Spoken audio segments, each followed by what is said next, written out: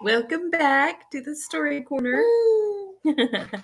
Thanks for stopping by. Oh, I look rough today. Oh my goodness. You'd think that I would just make this effort to go look in the mirror before I do these, but I always just come running in from whatever I'm doing and plop down however I look. So that's one thing is whatever's going on, it's real.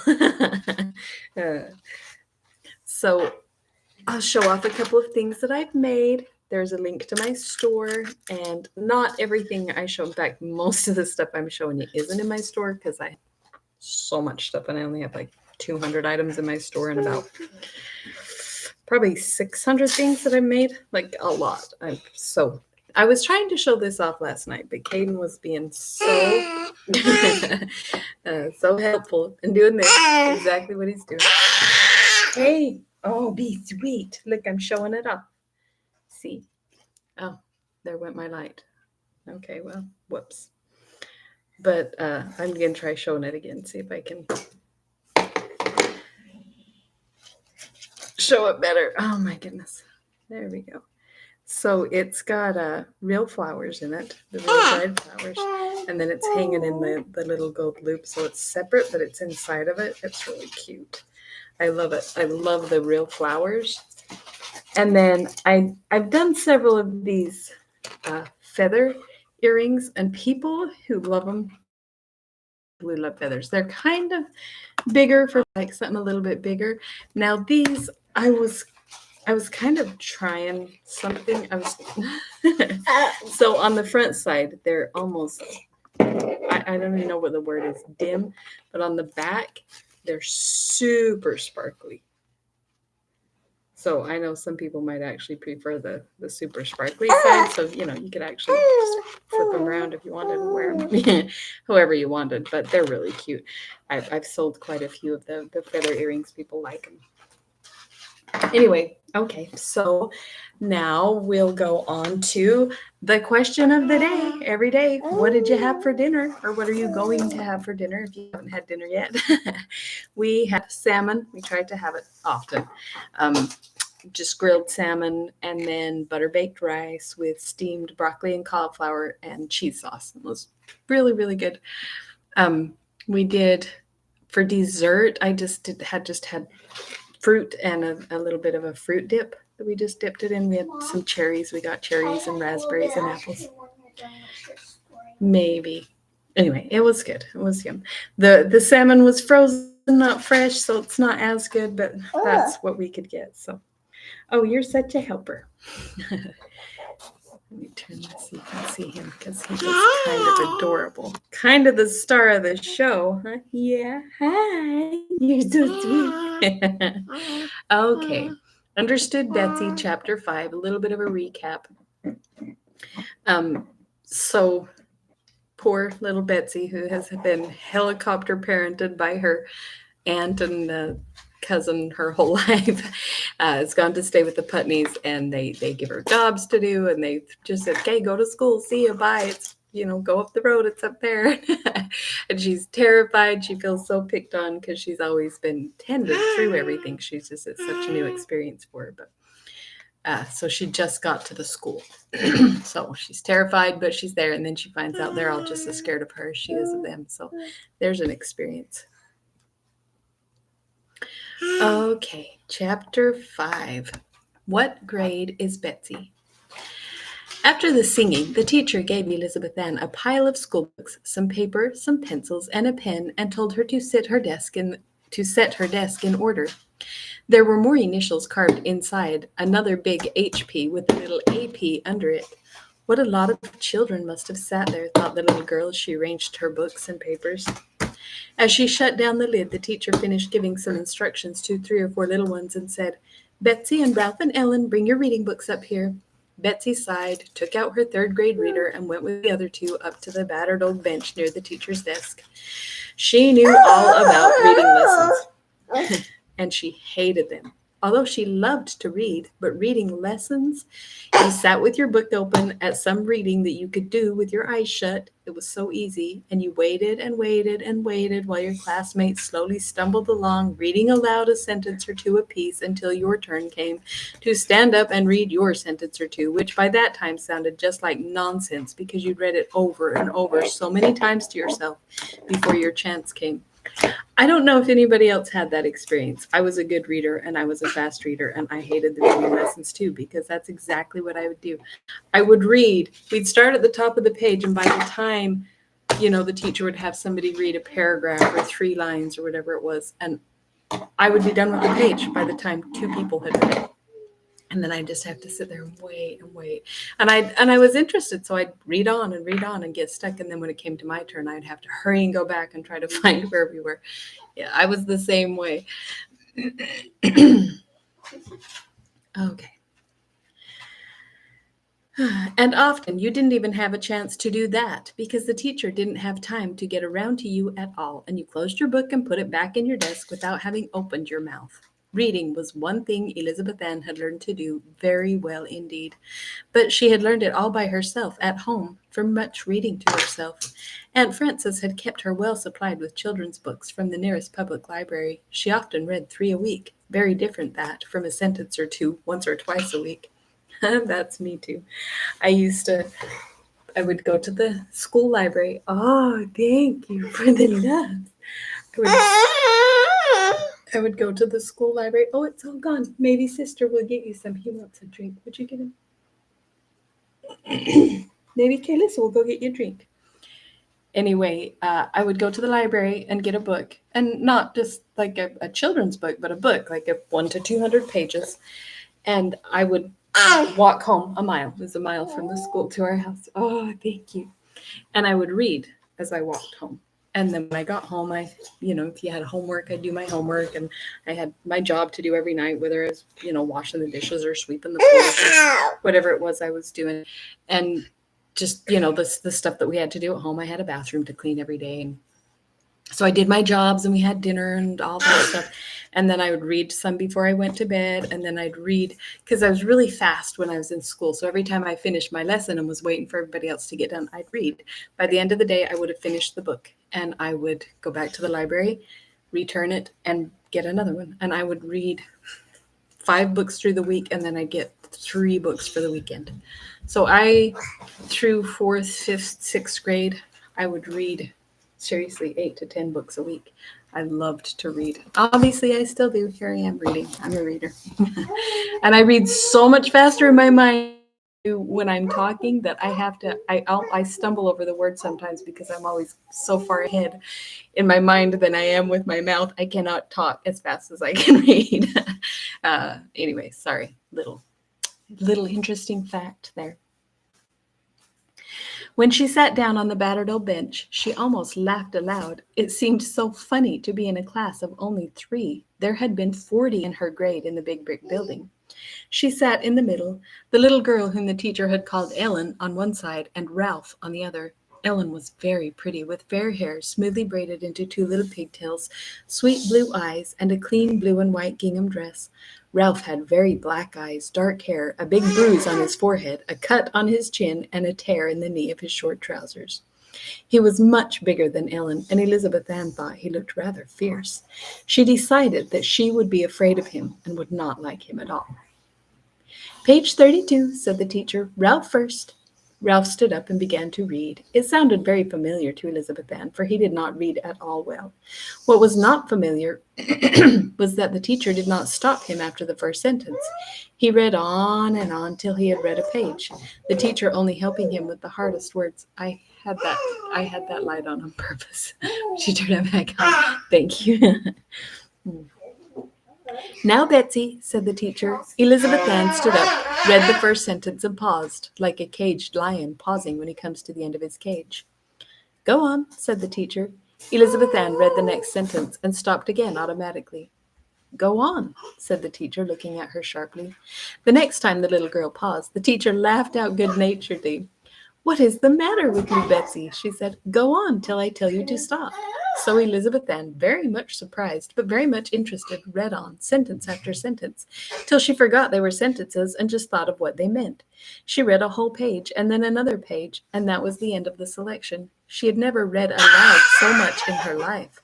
She was aware that everybody in the room had stopped working to listen to her. She felt very proud and less afraid than she had ever thought she could be in a classroom. When she finished, "You read very well," said the teacher. "Is this easy for you?" "Oh, yes," said Elizabeth Ann. "I guess then that you'd better not stay in this class," said the teacher. She took a book out of her desk. "See if you can read that." Elizabeth Ann began in her usual school reading style, very slow and monotonous, but this didn't seem like a reader at all. It was poetry, full of hard words that were fun to try to pronounce, and it was all about an old woman who would hang out an American flag even though the town was full of rebel soldiers. She read faster and faster, getting more and more excited, till she broke out with "Halt!" in such a loud, spirited voice that the sound of it startled her and made her stop, fearing that she would be laughed at. But nobody laughed. They were all listening very eagerly, even the little ones with their eyes turned toward her. "You might as well go on and let us see how it came out," said the teacher, and Betsy finished triumphantly. "Well," said the teacher, "there's no sense in your reading along in the third reader. After this you'll recite out of the seventh reader with Frank and Harry and Stashie." Elizabeth Ann could not believe her ears. To be jumped 4 grades in that casual way. It wasn't possible. She at once thought, however, of something that would prevent it entirely, and while Ellen was reading her page in a slow, careful little voice, Elizabeth Ann was feeling miserably that she must explain to the teacher why she couldn't read with the seventh-grade children. Oh, how she wished she could. When they stood up to go back to their seats, she hesitated, hung her head, and looked very unhappy. "Did you want to say something to me?" asked the teacher, pausing with a bit of chalk in her hand. The little girl went up to her desk and said what she knew it was her duty to confess. "I can't be allowed to read in the seventh reader. I don't write a bit well, and I never get the mental number work right. I couldn't do anything with seventh-grade arithmetic." The teacher looked a little blank and said, "I didn't say anything about your number work. I don't know anything about it. You haven't recited yet." She turned away and began to write a list of words on the board. "Betsy, Ralph, and Helen study their spelling," she said. "You little ones come up for your reading." 2 little boys and 2 little girls came forward as Elizabeth Ann began to con over the words on the board. At first she found she was listening to the little chirping voices as the children straggled with their reading instead of studying doubt, travel, cheese, and the other words in her lesson. But she put her hands over her ears and her mind on her spelling. She wanted to make a good impression with that lesson. After a while, when she was sure she could spell them all correctly, she began to listen and look around her. She always got her spelling in less time than was allowed the class, and usually sat idle, looking out of the window until that study period was over. But now, the moment she stopped staring at the board and moving her lips as she spelled to herself, the teacher said, just as though she had been watching her every minute instead of conducting a class, "Betsy, have you learned your spelling?" "Yes, ma'am, I think so," said Elizabeth Ann, wondering very much why she was asked. "That's fine," said the teacher. "I wish you'd take little Molly over in that corner and help her with the reading. She's getting on so much better than the rest of the class that I hate to have her lose her time. Just hear her read the rest of her little story, will you? And don't help her unless she's really stuck." Elizabeth Ann was startled by this request, which was unheard of in her experience. She was very uncertain of herself as she sat down on a low chair in the corner of the schoolroom, away from the desks, with the little child leaning on her knee, and yet she was not exactly afraid either, because Molly was such a shy little roly-poly thing with her crop of yellow curls and her bright blue eyes, very serious as she looked hard at the book and began, "Once there was a rat. It was a fat rat." No, it was impossible to be frightened of such a funny little girl who peered so earnestly into the older child's face to make sure she was doing her lesson right. Elizabeth Ann had never had anything to do with children younger than herself, and she felt very pleased and important to have anybody look up to her. She put her arm around Molly's square, warm, fat little body and gave her a squeeze. Molly snuggled up closer, and the 2 children put their heads together over the printed page, Elizabeth Ann correcting Molly very gently indeed when she made a mistake. "Oh, I love you." and waiting patiently when she hesitated. She had so fresh in her mind her own suffering from quick, nervous corrections that she took the greatest pleasure in speaking quietly and not interrupting the little girl more than was necessary. It was fun to teach, lots of fun. She was surprised when the teacher said, "Well, Betsy, how did Molly do?" "Oh, is the time up?" said Elizabeth Ann. "Why, she does beautifully, I think, for such a little thing." "Do you suppose," said the teacher thoughtfully, just as though Betsy were a grown-up person, "do you suppose she could go into the second reader with Eliza? There's no use keeping her in the first if she's ready to go on." Elizabeth Ann's head whirled with this second light-handed juggling with the sacred distinction between the grades. In the big brick schoolhouse, nobody ever went into another grade except at the beginning of a new year, after you'd passed a lot of examinations. She had not known that anybody could do anything else. The idea that everybody took a year to a grade, no matter what, was so fixed in her mind that she felt as though the teacher had said, "How would you like to stop being 9 years old and be 12 instead? And don't you think Molly would better be 8 instead of 6? However, just then her class in arithmetic was called, so that she had no more... Oh, hey, be nice. So that she had no more time to be puzzled. She came forward with Ralph and Ellen again, very low in her mind. Hey. It's okay. Did it get stuck? She hated arithmetic with all her might, and she really didn't understand a thing about it. Okay. By long experience, she had learned to read her teachers' faces very accurately, and she guessed by their expression whether the answer she gave was the right one. And that was the only way she could tell. You never heard of any other child who did that, did you? They had mental arithmetic, of course. Hey, no. No, I need that. Nope. No, don't. Okay, let's close it. There we go. They had mental arithmetic, of course. Elizabeth Ann thought it just her luck. And of course, it was those hateful 8s and 7s. And of course, right away, poor Betsy got the one she hated most. 7 times 8. She never knew that one.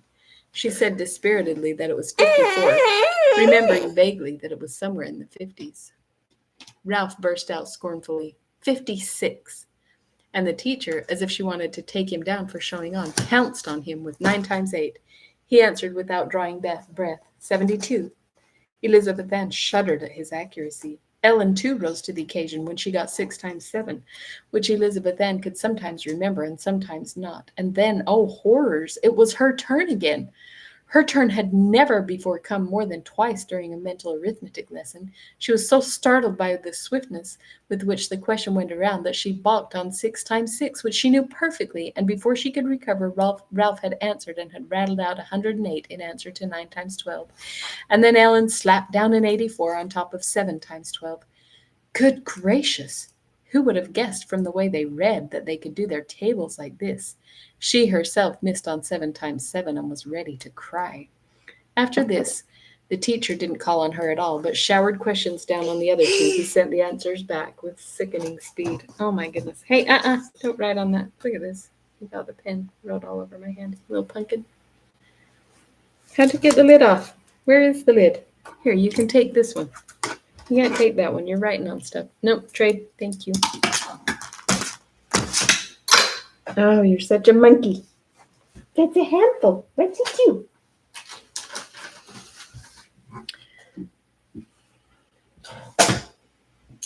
After the lesson, the teacher said, smiling, "Well, Betsy, you were right about your arithmetic. I guess you'd better recite with Eliza for a while. She's doing second grade work. I shouldn't be surprised if after a good review with her, you'd be able to go on with the third grade work." Elizabeth Ann fell back on the bench with her mouth open. She felt really dizzy. What crazy things the teacher said. She felt as though she was being pulled limb from limb. "What's the matter?" asked the teacher, seeing her bewildered face. Why, said Elizabeth Ann, I don't know what I am at all. If I'm second grade arithmetic and 7th grade reading and 3rd grade spelling, what grade am I?" The teacher laughed at the turn of her phrase. "You aren't any grade at all. No matter where you are in school, you're just yourself, aren't you? What difference does it make what grade you're in? And what's the use of your reading little baby things too easy for you just because you don't know your multiplication table?" "Well, For goodness sakes! Ejaculated Elizabeth Ann, feeling very much as though somebody had stood her suddenly on her head. Why, what's the matter? Asked the teacher again. This time Elizabeth Ann didn't answer because she herself didn't know what the matter was. But I do, and I'll tell you. The matter was that never before had she known what was she was doing in school. She had always thought she was there to pass from one grade to another, and she was ever so startled to get a little glimpse of the fact that she was there to learn how to read and write and cipher and generally use her mind, so she could take care of herself when she came to be grown up. Of course, she didn't really know that till she had come to be grown up, but she had her first dim notion of it in that moment. And it made her feel the way you do when you're learning to skate and somebody pulls away the chair you've been leaning on and says, "Now, go it alone." The teacher waited a minute, and then, when Elizabeth Ann didn't say anything more, she rang a little bell. "Recess time," she said, and as the children marched out and began putting on their wraps, she followed them into the cloakroom, pulled on a warm red cap and a red sweater, and ran outdoors herself. "Who's on my side?" she called, and the children came darting out after her. Elizabeth Ann had dreaded the first recess time with the strange children, but she had no time to feel shy, for in a twinkling she was on one end of a long rope with a lot of her schoolmates, pulling with all her might against the teacher and two of the big boys. Nobody had looked at her curiously. Nobody had said anything to her beyond a loud, "Come on, Betsy," from Ralph, who was at the head of their side. They pulled and they pulled, digging their feet into the ground and bracing themselves against the rocks which stuck up out of the playground. Sometimes the teacher's side yanked them along by quick jerks, and then they'd all set their feet hard when Ralph shouted out, "Now, all together," and they'd slowly drag the other side back, and all the time everybody was shouting and yelling together with the excitement.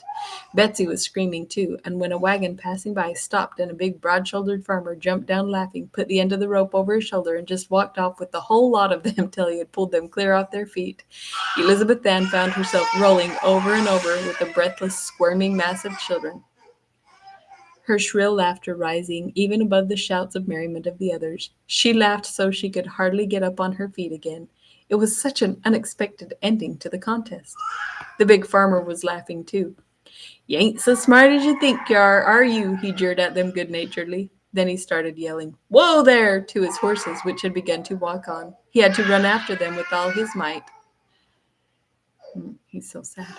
And just climbed into the back of the wagon and grabbed the reins the very moment they broke into a trot. The children laughed, and Ralph shouted after him, "Hi there, Uncle Nate! Who's not so smart as he thinks he is now?" He turned to the little girls near him. "They most got away from him that time," he said. "He's awful foolish about leaving them standing while he's funning or something. He thinks he's awful funny anyhow. Someday they'll run away on him, and then where'll he be?" Elizabeth Ann was thinking to herself that this was one of the queerest things that had happened to her in this queer place. Never, why, never once had any grown-up passing the playground of the big brick building dreamed of such a thing as stopping for a minute to play. They never even looked at the children, any more than if they were in another world. In fact, she had felt the school was in another world. "Ralph, it's your turn to get the water," said the teacher, handing him a pail. "Want to go along?" said Ralph gruffly to Ellen and Betsy. He led the way, and the little girls walked after him. Now that she was out of a crowd, Elizabeth Ann felt her shyness come down on her like a black cloud, drying up her mouth and turning her hands and feet cold as ice. Into one of these cold hands she felt small warm fingers slide. She looked down, and there was little Molly trotting by her side, turning her blue eyes up trustfully. "Teacher says I can go with you if you'll take care of me," she said. "She never lets us first graders go without somebody bigger to help us over the log." As she spoke, they came to a small, clear, swift brook, crossed by a big white birch log. Elizabeth Ann was horribly afraid to set foot on it, but with little Molly's hand holding tightly to hers, she was ashamed to say she was afraid. Ralph skipped across, swinging the pail to show how easy it was for him.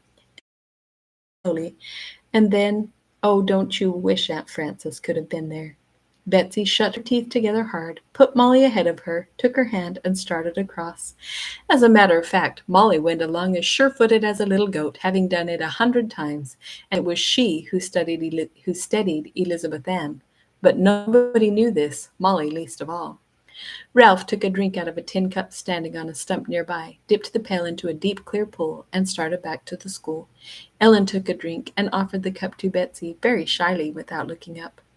After they had all three had a drink, they stood there for a moment, much embarrassed. Then Ellen said in a very small voice, "Do you like dolls with yellow hair the best?"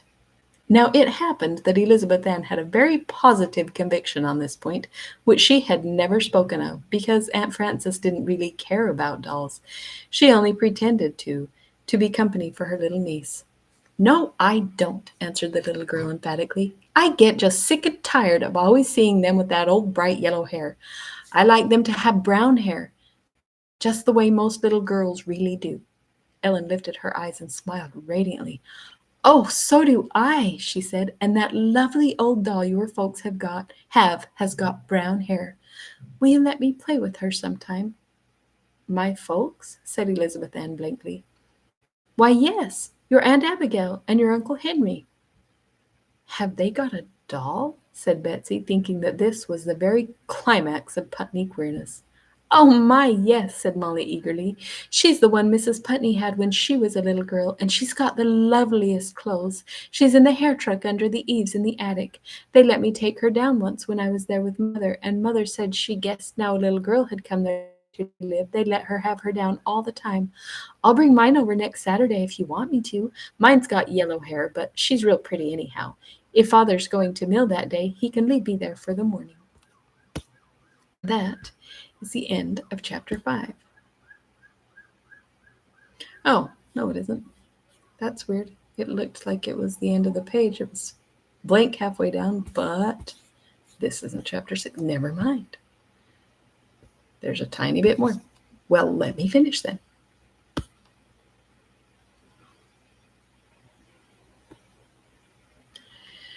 Elizabeth Ann had not understood more than one word in 5 of this, but just then the school bell rang and they went back, little Molly helping Elizabeth Ann over the log and thinking she was being helped as before.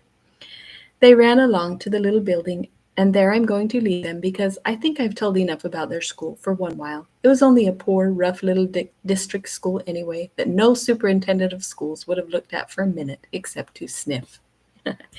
Isn't that true? And you know the way the public school system is set up, it's so not ideal for learning. That's why homeschooled children actually tend to do very well, because you spend so much less time, because once you get the lesson, you just move on. Like me, I had to sit in class forever waiting for everybody else to get done because I was fast. Anyway, thank you for stopping by. Thank you for coming to the Story Corner, and we'll see you tomorrow. Make sure you leave a like on the video, subscribe, tell your friends, whatever. It'd be kind of fun if I could grow my channel a little bit and have a little bit of a following. It would actually be fun. You can, actually monetize eventually if you do well. So that'd be great. That's not really why I'm doing this, though. I just wanted to spend some time with my children that are so far away. So love you all. Miss you. And we'll see you tomorrow, hopefully. And we'll Story Corner. Good night.